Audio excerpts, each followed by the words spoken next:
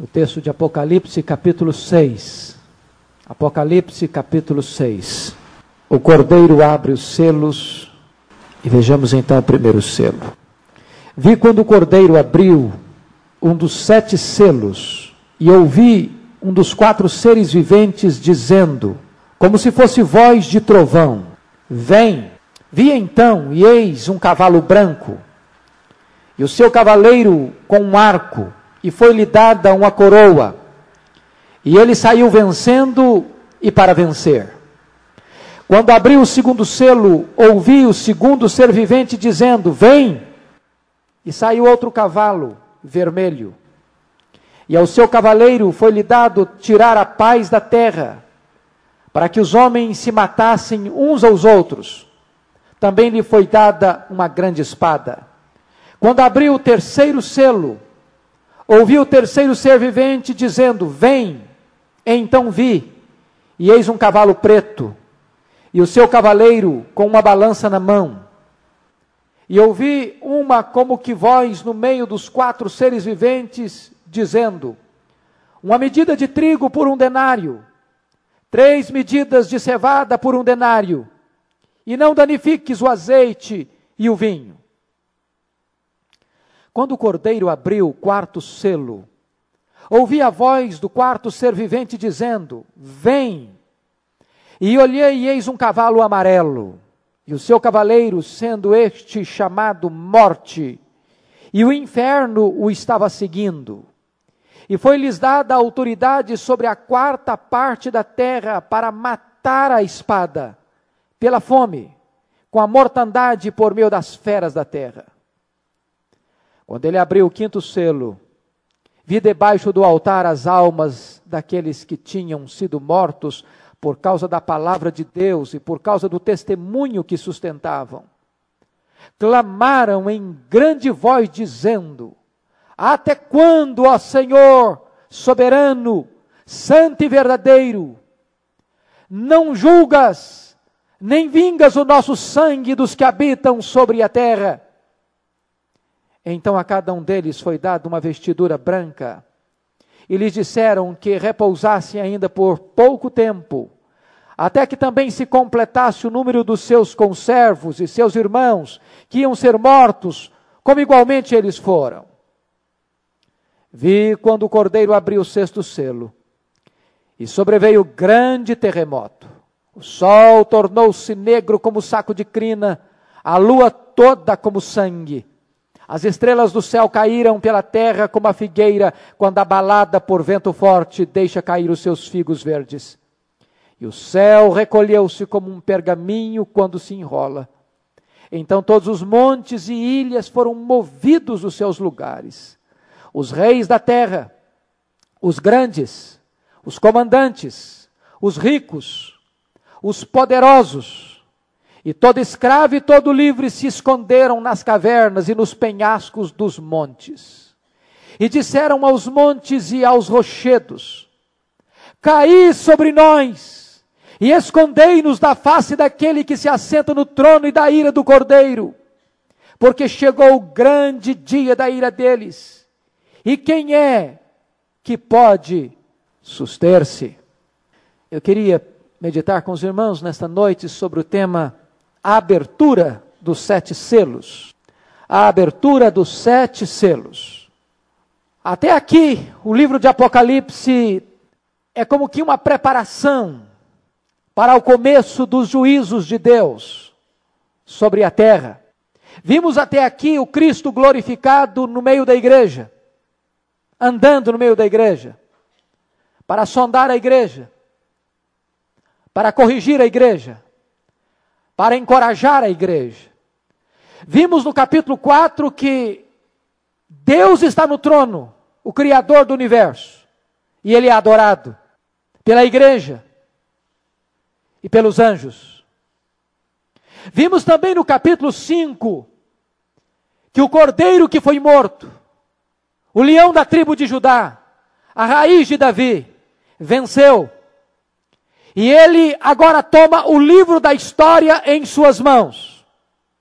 E ele tem poder de abrir os selos deste livro, revelando que a história não é uma nau sem rumo, mas a história tem o leme nas mãos do Cordeiro.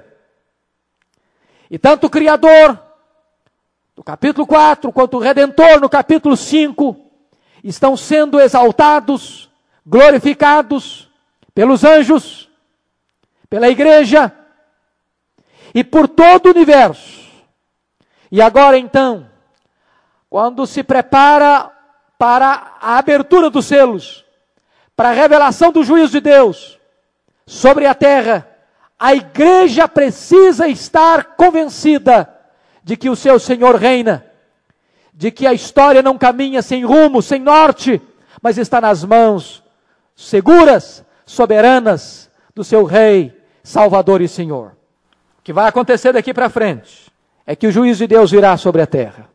E a abertura desses 7 selos, como já abordamos na primeira e na segunda aula deste livro de Apocalipse, compreende todo o período da igreja, desde a ascensão de Cristo até a sua segunda vinda. Se você perceber, à medida que os selos vão sendo abertos no céu, efeitos tremendos acontecem na terra, porque os céus dirigem a terra. Lá estão as causas, aqui na terra estão os efeitos, estão as consequências. E o Cordeiro é encarregado de todo o programa da abertura dos selos e da soberania sobre os fatos que vão acontecer na história da humanidade. Se você perceber ainda, na abertura dos 4 primeiros selos, a ira de Deus vem misturada com a graça. A ira vem misturada com a graça, até a abertura do 4º selo. Mas quando o 6º selo abre-se, agora é a ira sem mistura. É a ira completa. É a ira sem chance de salvação.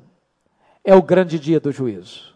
Se vocês perceberem, Apocalipse capítulo 6, é um texto paralelo de Mateus 24, de Marcos 13 e de Lucas 21, onde estão registrados o sermão profético do Senhor Jesus Cristo. Na verdade, a abertura dos selos não trazem para nós nenhuma novidade que Jesus já não tivesse apontado no seu sermão profético. Quando disse que haveriam guerras, rumores de guerras, nação se levantaria contra nação, reino se levantaria contra reino, haveria fome, haveria terremoto, haveria pestilência. E então, os homens entregariam a igreja aos tribunais, e os crentes seriam perseguidos e odiados e mortos por causa do nome do Senhor Jesus Cristo. Então, toda a terra, toda a natureza entraria como que num processo de convulsão, e haveria uma desinstalação dos elementos da própria natureza. O sol se escureceria, a lua tornar-se como sangue, as estrelas cairiam do firmamento. Então apareceria no céu o sinal do Filho do Homem, vindo com grande poder e muita glória para sentar-se no trono para o julgamento. Estas cenas estão eloquentemente registradas aqui na abertura dos 7 selos. A título e a guisa de introdução, eu quero só pontuar alguns aspectos antes de entrarmos na abertura dos selos. A primeira coisa que nós temos que compreender é que Deus está no trono. Como é maravilhoso que Deus não deixou que os selos fossem abertos, as trombetas fossem tocadas e as taças do juízo fossem derramadas, sem antes informar a igreja de que Ele, Deus, está no trono, de que Ele reina, e de que o livro da história está nas mãos do Cordeiro que venceu. Entenda isso, querido. Por mais turbulenta que seja a história, por mais dramática que seja a situação do mundo, Deus continua no trono.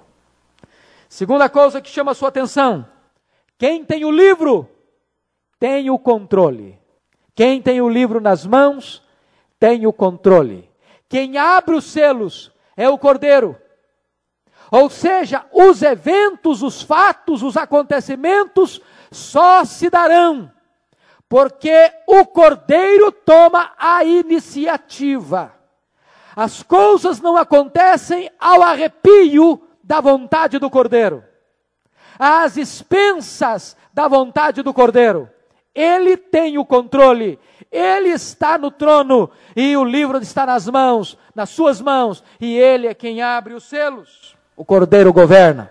Terceiro aspecto: os eventos do juízo não acontecem sem seu conhecimento, sem sua permissão e sem o seu controle.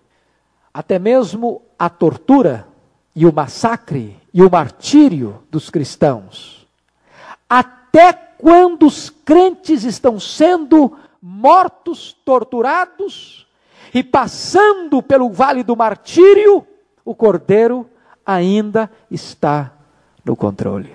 Ele sabe quando é que deverá parar. Ele conhece o número daqueles que hão de ser martirizados.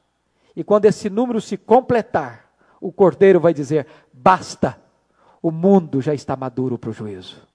E o último ponto que eu chamo a sua atenção à guisa de introdução é que todo o universo está sob a autoridade do Cordeiro e serve aos seus propósitos. Quando o sol escurece, quando a lua se transforma como que em sangue, quando as estrelas caem, quando os montes se abalam, quando o céu se enrola com o pergaminho, quando os homens entram em convulsão social, matando-se uns aos outros, isso significa que tudo está sob o controle do Cordeiro para o cumprimento do seu propósito soberano.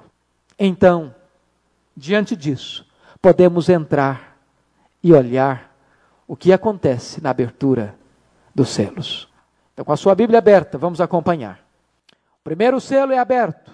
Versículo 2: Então vi e eis um cavalo branco, e o seu cavaleiro como um arco, e foi-lhe dada uma coroa, e saiu vencendo e para vencer. Quando abriu-se o primeiro selo, João vê um cavalo branco, e seu cavaleiro com um arco. Foi-lhe dada uma coroa, e ele saiu vencendo e para vencer. Eu quero lhes dizer, irmãos, que os estudiosos do livro do Apocalipse entendem que este verso é o verso mais difícil de se interpretar no livro.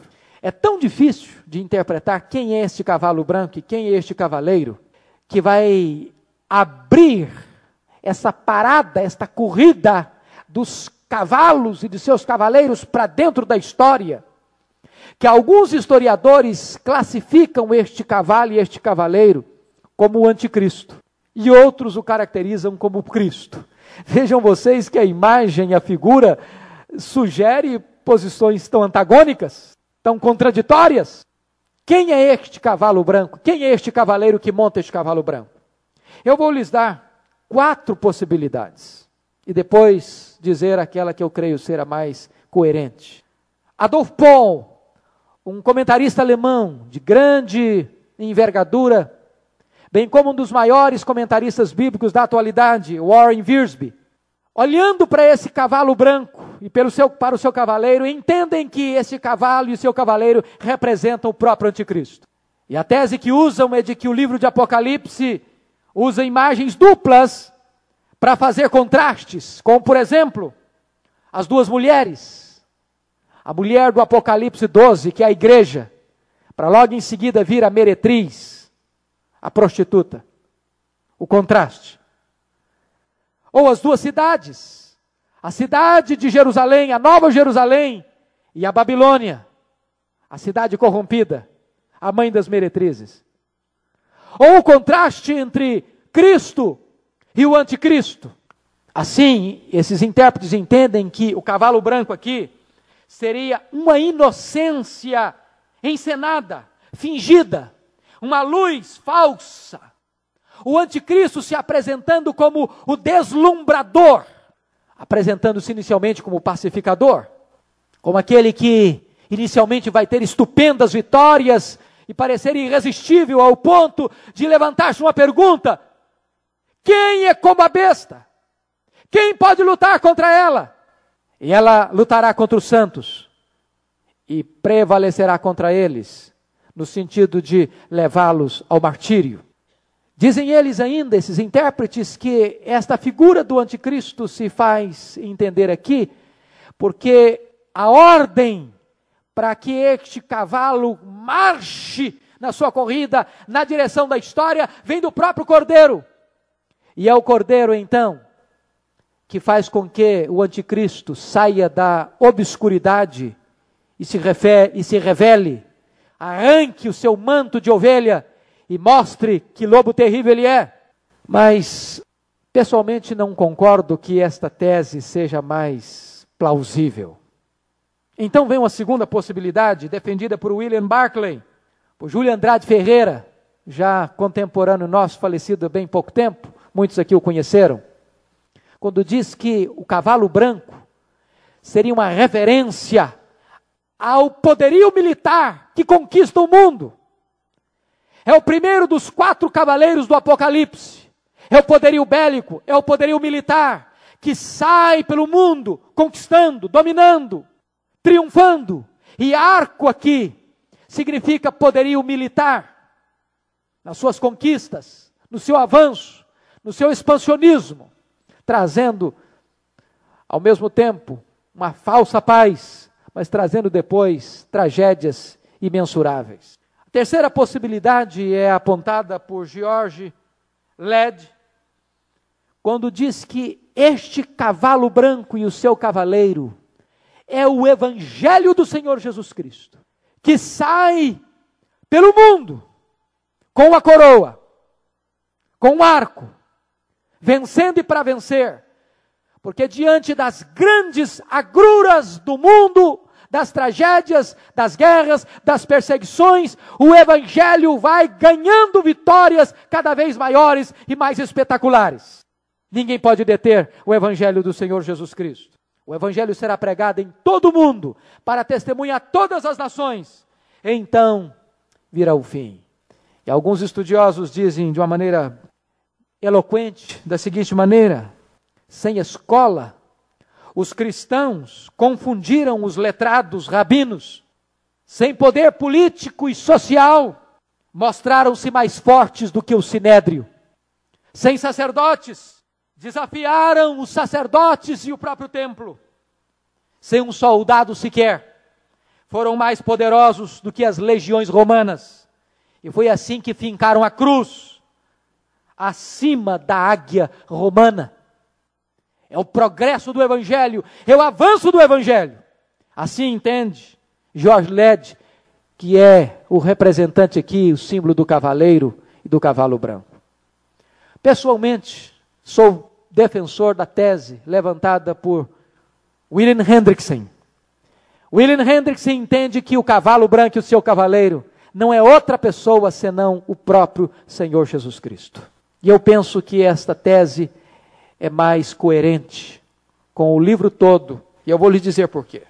Se você perceber, logo que o cavalo branco parte para a sua jornada, em seguida lhe é acompanhado, vai acompanhando a ele o cavalo vermelho, que é o símbolo da guerra. Onde Cristo chega, com a sua vitória, chega também a perseguição a Cristo e a sua igreja. E este é um fato histórico inquestionável. Segundo, as expressões usadas não poderiam referir-se a outra pessoa, não ser o próprio Cristo. Cavalo branco, e branco, tendo uma coroa, saiu vencendo e para vencer. Essas 4 expressões, branco, coroa, vencendo e para vencer, não pode ser aplicada a não ser ao Senhor Jesus Cristo. A linguagem ou a cor branca sempre é usada em relação a Jesus e aos seus. Por exemplo, você vai ver cabelos brancos, lá no capítulo 1:14, se referindo a Jesus. Você vai ver o prêmio da pedrinha branca para os vencedores. Você vai ver roupas brancas para aqueles que venceram Você vai ver uma nuvem branca representando Jesus voltando. Você vai ver cavalos brancos para aqueles que vêm na gloriosa vitória de Jesus. E você vai ver o trono branco se estabelecendo onde Jesus se assenta.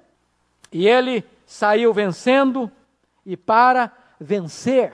Portanto, não se aplica estas expressões ao diabo, muito menos ao anticristo. Outra coisa, esta figura representando a Jesus está de acordo com o conteúdo geral do livro de Apocalipse, que mostra a vitória de Jesus Cristo e da sua igreja. Esta é a mensagem central do livro de Apocalipse. Portanto, o cavalo branco certamente representa Jesus, até porque não há nenhum juízo atrelado ao cavaleiro branco.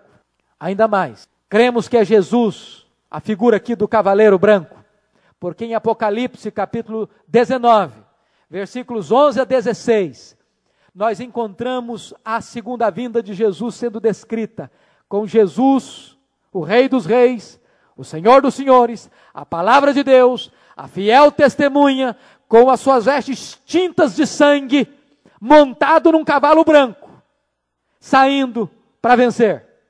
Então, não poderíamos entender que o livro de Apocalipse usaria duas figuras iguais para personagens tão antagônicos.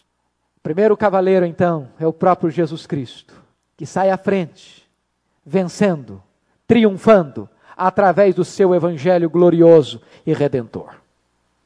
Mas veja você, por favor, o verso de número 3 e 4. Quando abriu o segundo selo, ouvi o segundo ser vivente dizendo: vem. Saiu outro cavalo, o cavalo vermelho, e ao seu cavaleiro foi-lhe dado tirar a paz da terra, para que os homens se matassem uns aos outros. Também lhe foi dado uma grande espada. Quem é esse cavalo? Quem é este cavaleiro? E aqui não temos dúvidas de que aqui o cavalo vermelho representa a perseguição ao povo de Deus ao longo dos séculos. Meus amados irmãos, aqui está o começo da história de perseguição, de tortura à igreja de Deus. Guerras, rumores de guerras, nações contra nações, reino contra reinos, mas não apenas no que concerne a guerra genérica e geral, mas sobretudo aquela perseguição que se concentra contra a igreja de Deus. Vos perseguirão, vos prenderão, vos matarão por causa do meu nome. E quantas terríveis perseguições pelas mãos do Império Romano, nos primeiros séculos, pelas mãos da Inquisição, na Idade Média. Brutal perseguição no período da pré-reforma, quando alguns nossos irmãos foram queimados vivos, como John Hus, outros esquartejados. Perseguição no período da pós-reforma, como aconteceu na França, quando Catarina de Médici provoca um banho de sangue na Inglaterra, mormente na fatídica noite de São Bartolomeu. Perseguições crudelíssimas na Inglaterra, com Maria Tudor. Perseguições brutalíssimas, crudelíssimas, no período do nazismo, do fascismo, do comunismo. E vocês bem sabem, eu estou certo disso, de que a maior quantidade de mártires do cristianismo, de toda a história da igreja, está no século XX. Mais pessoas morreram por Cristo no século XX do que em toda a história pregressa. É o cavalo vermelho, que sai na sua cavalgada, fazendo trepidar a terra. Isso está de acordo, queridos, quando se abre o quinto selo, o que é que você vê? Você vê a alma daqueles que foram decapitados, daqueles que foram martirizados, nestas sangrentas perseguições. Suas almas estão no céu, clamando por justiça. E se você perceber, diz o texto, que foi dada a este cavaleiro uma grande espada. Esta espada é a espada que não era a espada de batalha. Existem dois tipos de palavras no grego para espada. a espada comprida, que é a espada de guerra, e a espada pequena, que é o cutelo de sacrificar a vítima. A palavra aqui, espada, é o cutelo. Não é espada de guerra, é a espada onde se decepa a cabeça da vítima. É a espada do sacrifício. É a mesma palavra que aparece na Septuaginta lá em Gênesis 22, quando Isaac diz: papai, aqui está a lenha, o fogo e o cutelo. Essa espada aqui é o cutelo, de sacrificar a vítima. E queridos irmãos, esta perseguição tem acompanhado a igreja, desde o começo. E há de acompanhar a igreja até o fim. Se você olhar para a história, é a guerra derramando sangue. Estevão, Paulo, Policarpo, Perpétua, Felicidade, a Inquisição, a perseguição na Rússia, a perseguição até hoje na Coreia do Norte, na China, quando irmãos nossos ainda morrem nas cortinas ainda de ferro e nas cortinas de bambu, nos países islâmicos, por causa da sua fé. Este cavalo em disparada. Agora você para perceber que este cavaleiro recebe a autoridade de tirar a paz da terra. De que maneira? Você diz que, você pode perceber, para que os homens se matassem uns aos outros. Por que é que não há paz na terra? É porque não há obediência ao príncipe da paz. Porque os homens rejeitaram o príncipe da paz, eles não têm paz. E vejam vocês que guerra é a coisa mais insana, absurda, que pode existir. Porque em última instância a guerra é fratricida. É o homem matando o seu próprio semelhante, com igual, seu próprio irmão.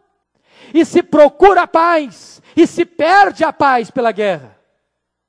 E quantas guerras ideológicas, religiosas, por interesses econômicos, expansionistas, por megalomania. E se vocês perceberem, as guerras estão aumentando em número e em barbárie. Quem de nós pode ler os relatos da Segunda Guerra Mundial sem ficar comovido? Quem de nós? Quem de nós pode ler sobre o Holocausto sem não estremecer da cabeça aos pés?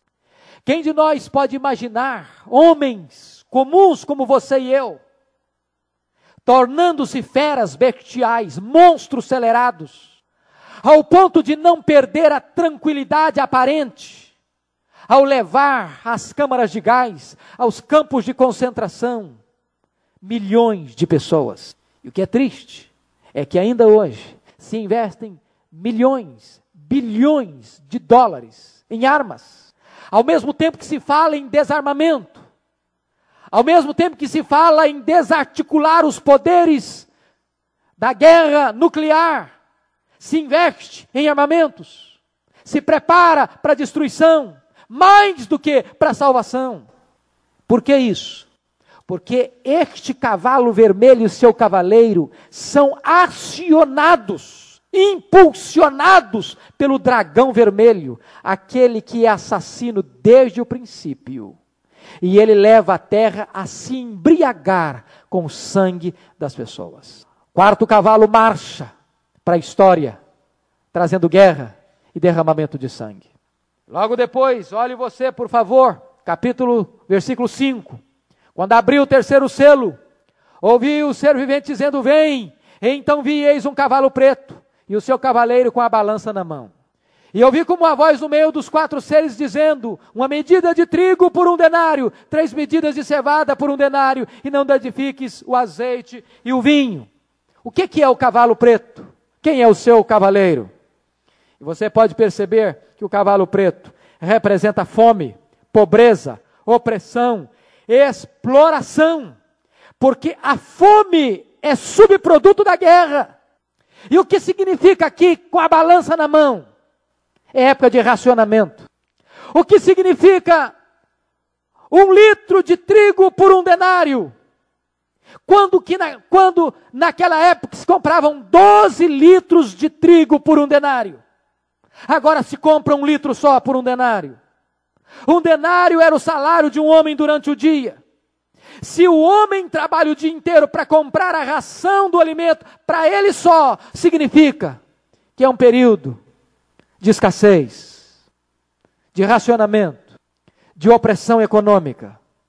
Se tem que comer a família, não pode comer trigo, tem que comer cevada.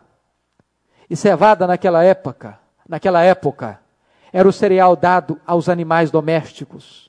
Significa opressão econômica, carestia, escassez, empobrecimento da população. E se vocês estudarem, e saiu inclusive essa semana, de que a população está se tornando mais pobre. E não é a população brasileira, é a população mundial. A população mundial está se tornando mais pobre, porque a riqueza do mundo está se concentrando cada vez mais nas mãos de mega empresas. No sistema da globalização econômica, a riqueza vai se transferindo das mãos do povo para as mãos de uma pequena minoria. E daqui a pouco, essas pessoas precisam trabalhar em troca do pão. Mas veja você, que este cavalo preto semeia fome, semeia pobreza, semeia carestia, e a pessoa tem que dar o seu salário para comprar apenas o pão. E se quer comprar comida para a família inteira, não pode comprar o melhor da comida, tem que comprar cevada. E meus irmãos, não é essa a realidade do nosso povo? Vocês acham que quem ganha salário mínimo neste país pode ter uma alimentação digna? É preciso comer cevada e não trigo. Não é pelo fato da pessoa encher a barriga que ela matou a fome. E se vocês perceberem, saiu esta semana, eu não sei em que reportagem eu ouvi, não sei se foi num jornal, a miséria que tem no nosso país, e passou uma reportagem de crianças morrendo de fome em Eunápolis, na Bahia. Um quadro inimaginável num país como o nosso. Inimaginável. Crianças, pele e osso. É a fome. É o cavalo preto que cavalga sobre a terra. Pessoas morrendo de fome. Mas se você perceber, esta fome que o cavalo preto sai derramando sobre a terra, não atinge a todos. Veja você que há uma ordem, não danifiques o azeite e o vinho. O azeite e o vinho eram artigos de luxo das pessoas aquinhoadas. Ou seja, no período de carestia, de fome, de miséria, de pobreza, de opressão, os ricos saberão conservar em suas mãos o conforto e o luxo, enquanto o povo passa fome. Não é essa a realidade que nós vemos hoje? Vamos então ao versículo 7 e 8. A abertura do quarto selo. Quando o cordeiro abriu o quarto selo, ouvi a voz do quarto ser vivente dizendo: vem. E olhei e eis um cavalo amarelo. Aliás, a palavra aqui, na língua grega, não é bem amarelo. A tradução para amarelo talvez não seja a melhor tradução. Talvez a palavra aqui poderia ser melhor traduzido por baio. E quem vive na roça ou viveu na roça sabe o que é um cavalo baio. Ele não é bem amarelo. A palavra na língua grega traz a ideia de uma cor pálida, a cor da morte. Você já viu um defunto? Ele não é amarelo, ele não é branco, ele não é marrom. Ele é uma mistura de cores que descreve uma palidez cadavérica. A palavra grega é essa, palidez cadavérica. É o cavalo baio, aqui traduzido como cavalo amarelo. E diz o texto: e o seu cavaleiro, sendo ele chamado Morte, e o inferno estava seguindo, e foi-lhe dada autoridade sobre a quarta parte da terra, para matar a espada pela fome, com a mortandade por meio das feras da terra. A figura da morte e do inferno aqui. Poderíamos dizer que estas figuras são pleonásticas, ou seja, representam a única realidade. Ou seja, o Hades, o inferno, sempre vem atrás da morte. A morte derruba e o inferno recolhe os mortos. A morte pede o corpo, enquanto o Hades, o inferno, reclama a alma do morto. Agora, irmãos, Preste atenção num fato precioso aqui do texto. Por favor, entenda isso aqui. Versículo 8. E olhei e eis um cavalo amarelo, e o seu cavaleiro, sendo este chamado Morte, o inferno que estava seguindo, e foi-lhe dada autoridade sobre a quarta parte da terra, para matar a espada, pela fome, com a mortandade e por meio das feras. Foi-lhe dada autoridade. Significa que a morte e o inferno não têm em si autoridade. Significa que estão debaixo de autoridade. Só atuam sob permissão divina. Seu círculo de ação é limitado e seu território definido. A quarta parte e nada mais. Quem ainda está no trono é Deus. Quem tem o livro da história nas mãos é o Cordeiro. E ele coloca um limite. Isso é tremendo. Isso é maravilhoso. E a morte vai agir sob autoridade, com limitação, com delimitação de tempo e de espaço, usando os seus instrumentos. De que maneira que viria essa morte? Primeiro aí, pela espada. Agora preste atenção que espada aí já não é a mesma espada lá do cavalo vermelho. A palavra espada aqui já é outra palavra no grego.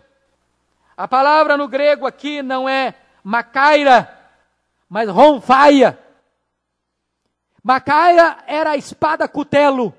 Ronfaia é a espada comprida do guerreiro. Essa espada aqui é a espada da guerra. A morte vai dizimar as suas vítimas através da guerra. E quantas mortes brutais. Nós estamos vendo hoje o Oriente Médio em chamas. Nós estamos vendo hoje os Estados Unidos confusos por não conseguir administrar a crise da ocupação de um país. Estamos assistindo guerras, não apenas entre nações, entre reinos, mas assistimos guerras tribais, de gangues, e as pessoas estão se matando, dizimando umas às outras. E depois vem a fome, matando as pessoas. E depois vem a pestilência, se você perceber a palavra mortandade aí, que está no seu texto, no versículo de número 8, esta palavra mortandade, ela deve ser e pode ser traduzida melhor, mais especificamente por pestilências. As pestilências que são subproduto da guerra e da fome, onde as pessoas ficam vulneráveis às pestilências, que se espalham e pelas bestas feras do campo. Então você está percebendo o seguinte, que esta cavalaria do Apocalipse, esses 4 cavaleiros do Apocalipse, primeiro o Cordeiro de Deus saindo para vencer com o Evangelho, mas atrás do Cordeiro vem um séquito com os cavalos vermelho, preto e baio, trazendo a guerra, trazendo a fome, trazendo a morte, trazendo a assolação. Este é o drama da história da humanidade. E agora, irmãos, nós estamos prontos para abrir o 5º selo. E quando você abre o 5º selo, você muda a cena. Você sai da terra e volta para o céu. Volta para o céu. Agora a causa está na terra e o efeito está no céu. Reverte a situação. Porque quando se abre o 5º selo, o que é que se vê? Vi debaixo do altar as almas daqueles que tinham sido mortos por causa da palavra de Deus e por causa do testemunho que sustentavam.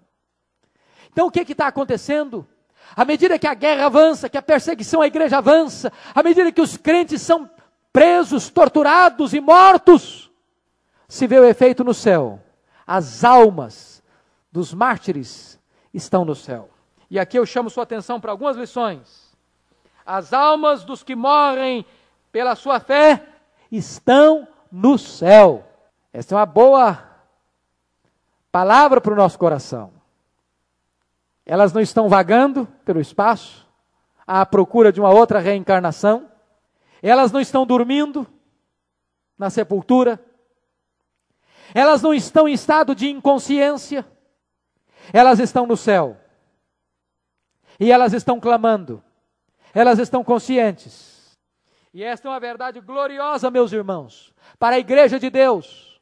Morrer para o crente, ainda que debaixo de tortura, ainda que martirizado, não significa tragédia, não significa o fim, não significa desespero.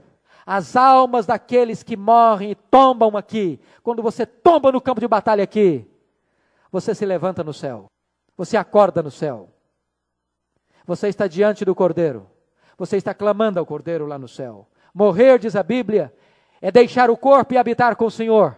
Morrer é partir para estar com Cristo, que é incomparavelmente melhor. A morte não pode nos separar de Deus, diz o apóstolo Paulo aos Romanos. Segunda coisa que eu chamo sua atenção. Deus não poupou essas pessoas do martírio, mas deu-lhes poder para morrerem por causa da palavra. Preste atenção nisso. Você já perguntou isso algumas vezes? Por que Deus permite um filho dele morrer? Por que Deus permite um filho dele ser executado nas mãos do ímpio? Você já perguntou por que muitos crentes morreram e ainda morrem? Nas prisões? Nos massacres coletivos? Deus não os poupou do martírio, mas deu-lhes poder para permanecerem fiéis e vencerem pelo martírio. Há uma figura na Bíblia, irmãos, da mais alta importância.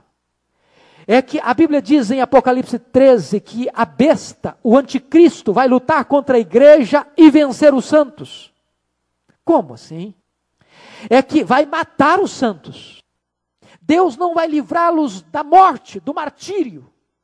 Mas ao mesmo tempo a Bíblia diz que os santos vão vencer pelo sangue do Cordeiro e pela palavra do testemunho.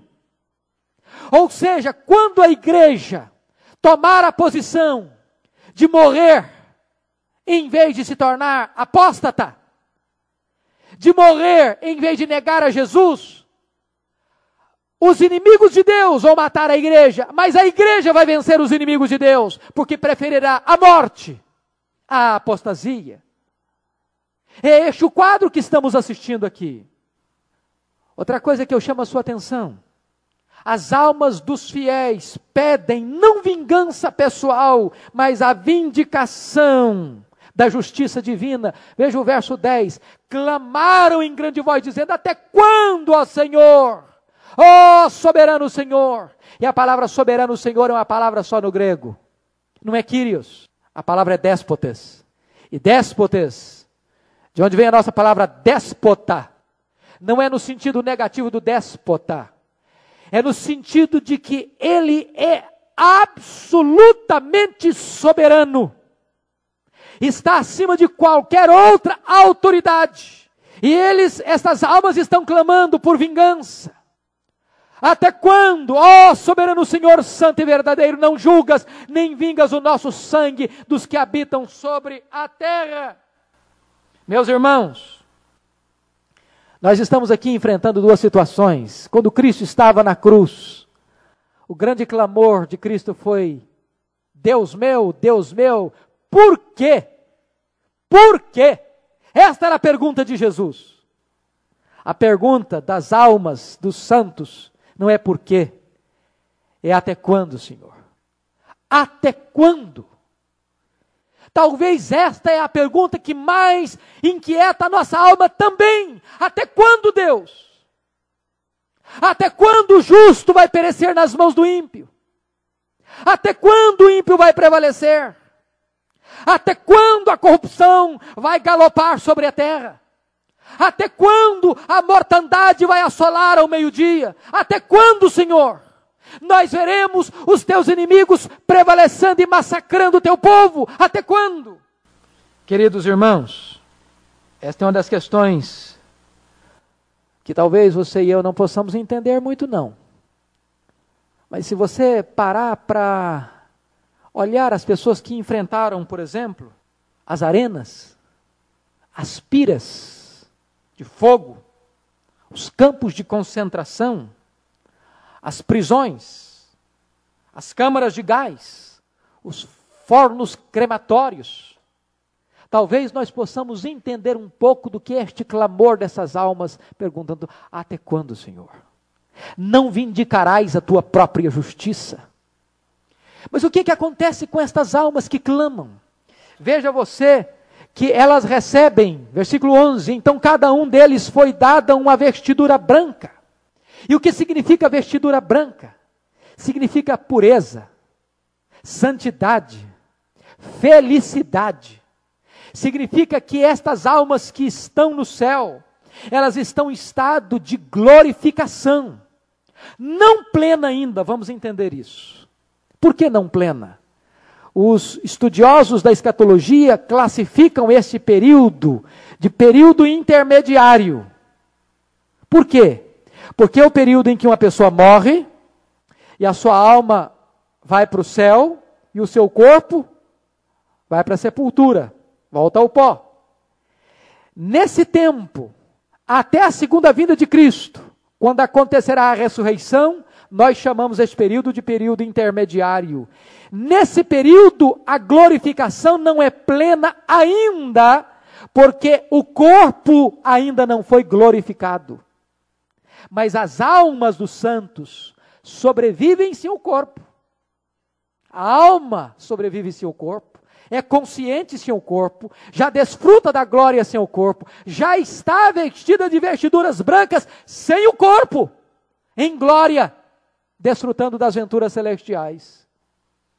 E o que mais somos informados? A ordem é essa. Veja por favor o verso 11.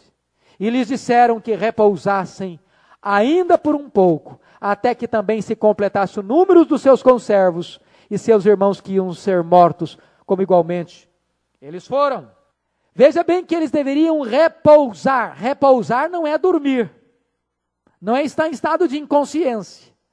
Repousar é a mesma linguagem de Apocalipse, capítulo 13 e 14. Bem-aventurados aqueles que desde agora morrem no Senhor, para que descansem das suas fadigas. Não tem mais fadiga, não tem mais dor, não tem mais cansaço, não tem mais enfermidade, não tem mais luto. Agora, queridos, eu quero terminar esse ponto dizendo uma coisa para mim maravilhosa. Há um limite para essa enxurrada de injustiça. Louvado seja Deus. O Senhor olha para aquelas almas que clamam por justiça no céu e dizem: descansem, descansem, porque eu tenho o tempo certo para fechar a cortina da história, para marcar o dia do juízo, para estancar este fluxo, essa enxurrada de violência. Quando o número dos mártires estiver completado, quando a máquina da impiedade estiver na sua ação plena, e os ímpios e os maus estiverem achando que estão na plenitude da sua força e do seu poder, quando o sangue da igreja estiver embebedando a terra, Deus então vai dizer: basta, chega, chegou o dia do juízo. É Deus quem vai definir esse dia. Esse dia não é o acaso que vai defini-lo. Esse dia é a mão do Cordeiro que está reinando, que vai dizer: chegou a hora, é o dia do juízo. Que coisa tremenda, irmãos. Que coisa tremenda. Podem ter certeza. O número dos mártires ainda não terminou. Quem sabe Deus ainda vai chamar alguns de nós para essa experiência. E não pensem vocês que cristianismo é colônia de férias. Paulo diz que foi nos dada a graça não apenas de crer em Cristo, mas também de sofrer por amor a Cristo. E Paulo entendia muito bem isso.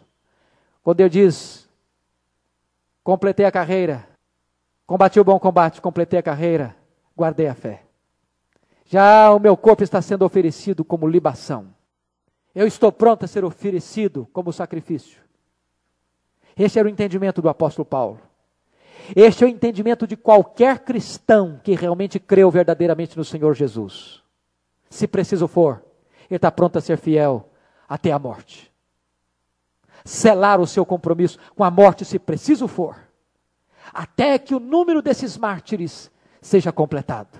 Então, o Cordeiro dirá: basta, chegou o dia do juízo. Mas eu termino. O quinto selo foi o clamor no céu das almas dos mártires. Mas vamos ver o sexto selo, irmãos. O sexto selo, o clamor não é no céu. O sexto selo, o clamor é na terra. Meus irmãos, essa é uma das cenas mais tremendas da história, e eu chamo a sua atenção para ele, nos versos 12 a 17.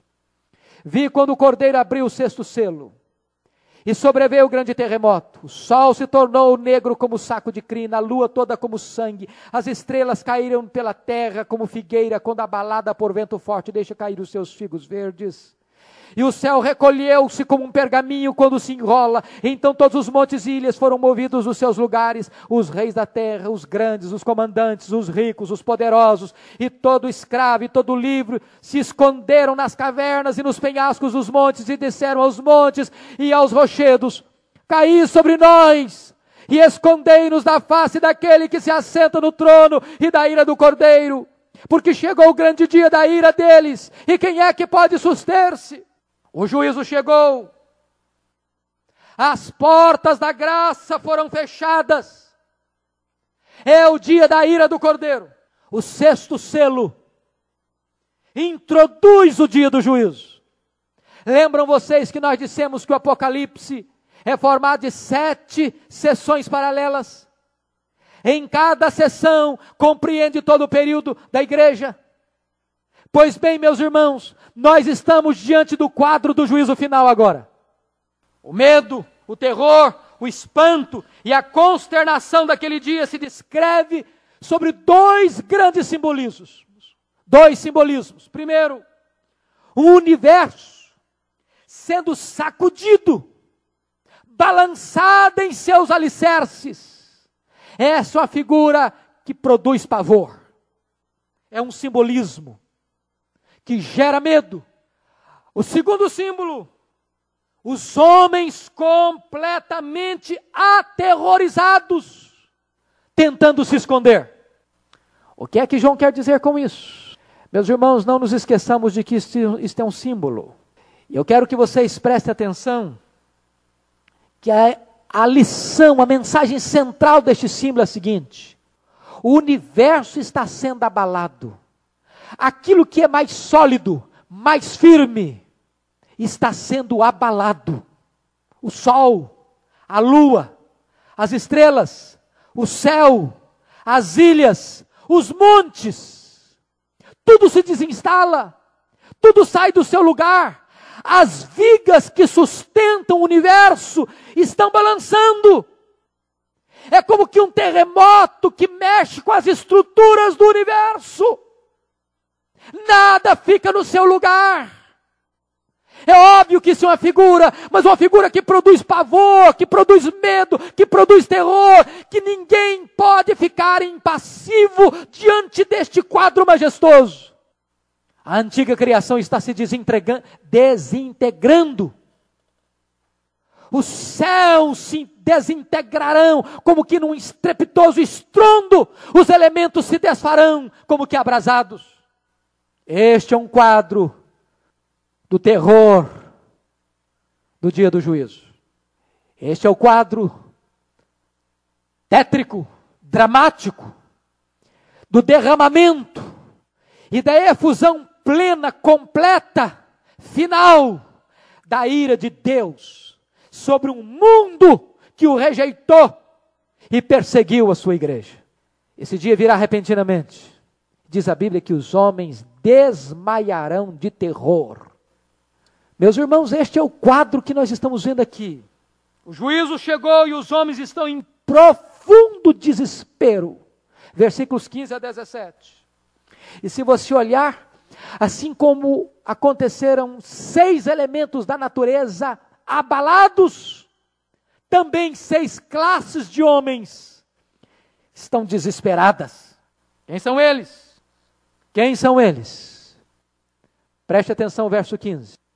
Os reis da terra, os grandes, os comandantes, os ricos, os poderosos e todo escravo e todo livre. Veja você que ninguém vai poder escapar naquele dia, por ser rico, por ser nobre, por ser rei, por ser poderoso, por ser forte, por ser livre, por ser escravo. Naquele dia do juízo não adianta morar num palácio, não adianta entrar num buraco. As estratégias poderá fugir da ira de Deus e do Cordeiro. Quando João classifica esses 6 tipos de pessoas, o que ele está querendo dizer é que o terror do dia do juízo será um terror universal. E diz a Bíblia que os homens estão buscando um lugar para se esconder. Mas para onde vão fugir de Deus? Para onde? Como se esconder de Deus? O salmista já havia dito, se suba aos céus, lá estás. Se desça o abismo, lá estás também. Se eu tomo as asas da alvorada e me detenho no confim dos mares, ainda lá me haverá de guiar a tua mão. Onde se esconder de Deus? Nas trevas. Para ele, luz e trevas são a mesma coisa. Tolice o homem se esconder de Deus. E meus irmãos, que tolice é essa? De que estão fugindo? De que estão fugindo? Preste atenção nisso. Do que é que os homens estão fugindo, irmãos? Não é deste universo que parece que está desabando sobre a cabeça deles. Não é disso que eles estão fugindo. Não é do terremoto que sacode as pilastras do universo. Não é disso que eles estão fugindo. Do que é que eles estão com medo? Da morte? Não, não é da morte que eles estão com medo. Eles querem fugir pela morte.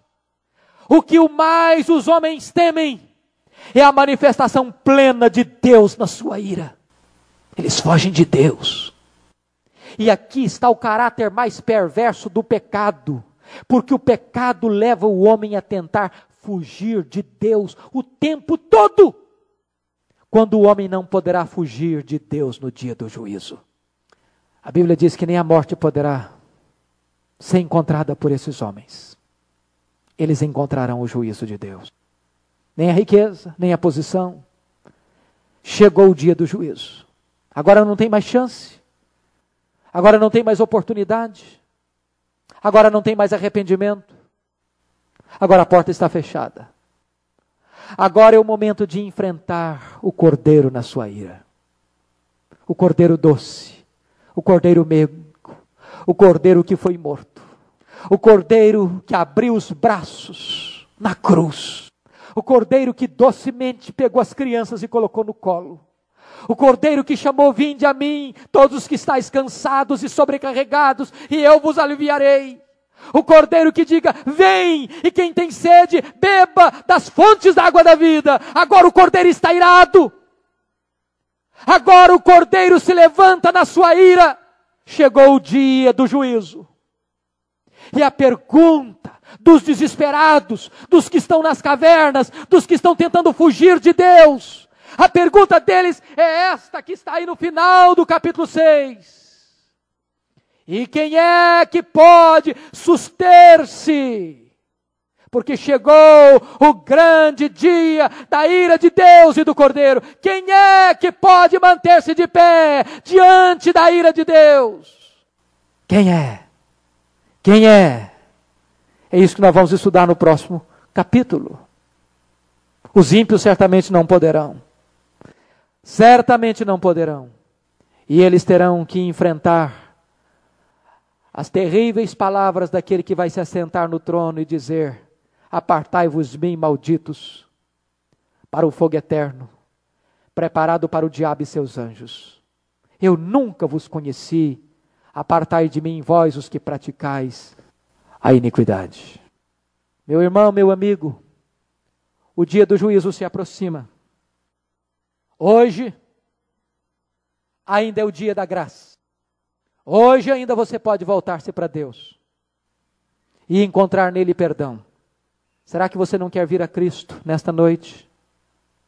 Será que você não quer correr para Jesus como cidade refúgio nesta noite? Para não ter que tentar se esconder nas cavernas no dia do juízo e não poder fugir de Deus? Eu queria que você baixasse a sua cabeça neste momento, que você meditasse profundamente na sua vida. Nós não estamos em tempo, irmãos, de vivermos a vida sem reflexão. O dia do juízo se aproxima. Sarah Poltracalley, num de seus hinos, disse: noite eterna se aproxima, tenebrosa em seu horror. Clama, avisa os infelizes, insta-os para o Salvador. Resplandeçam nossas luzes através do escuro mar, pois nas trevas do pecado almas podem naufragar.